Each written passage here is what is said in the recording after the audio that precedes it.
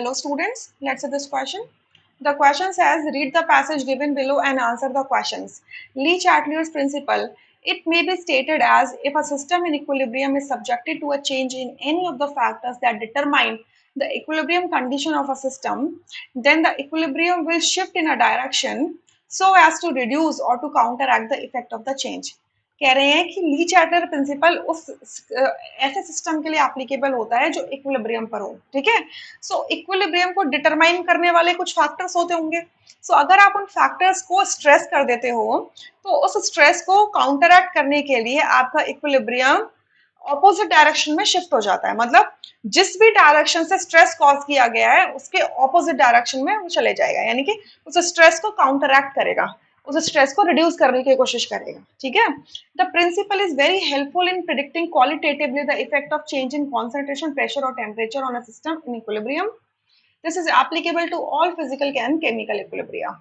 सो question हमारा है, equilibrium constant for an exothermic reaction dash on increase of temperature.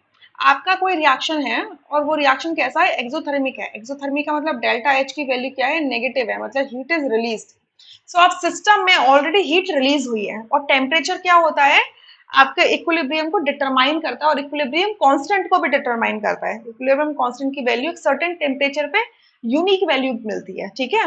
सो अगर आपका रिएक्शन एक्सोथर्मिक होता है, सो एक्सोथर्मिक रिएक्शन में अगर आपने टेम्परेचर क्या करा, इंक्रीज कर दिया, टेम्परेचर इंक्रीज कर दिया, ऑलरेडी सिस्टम टेम्परेचर रिलीज कर रहा है, आपने टेम्परेचर और प्रोवाइड कर दिया, यानी कि आप स्ट्रेस कॉज कर रहे हो, ठीक है।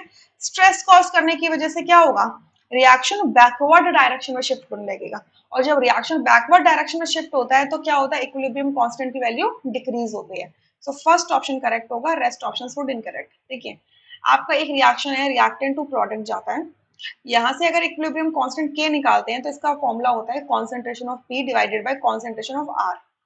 अब प्रोडक्ट की साइड में ऑलरेडी क्या हुई है, हीट रिलीज हो गई है, आप क्या कर रहे हो, सिस्टम में और हीट प्रोवाइड कर रहे हो, तो क्या होगा, ये प्रोडक्ट डिकम्पोज होने लगेगा, ये प्रोडक्ट रिएक्ट करेगा और कहाँ जाएगा, बैकवर्ड डायरेक्शन में जाएगा, यानी कि प्रोडक्ट की कॉन्सेंट्रेशन कम हो जाएगी। और अगर प्रोडक्ट की कॉन्सेंट्रेशन कम हो गई, क्योंकि product is directly proportional to equilibrium constant, तो इक्विलिब्रियम कांस्टेंट की वैल्यू क्या हो जाएगी, कम हो जाएगी, डिक्रीज हो जाएगी। इस वजह से फर्स्ट ऑप्शन करेक्ट होगा, rest options would be incorrect. I hope you understood, thank you.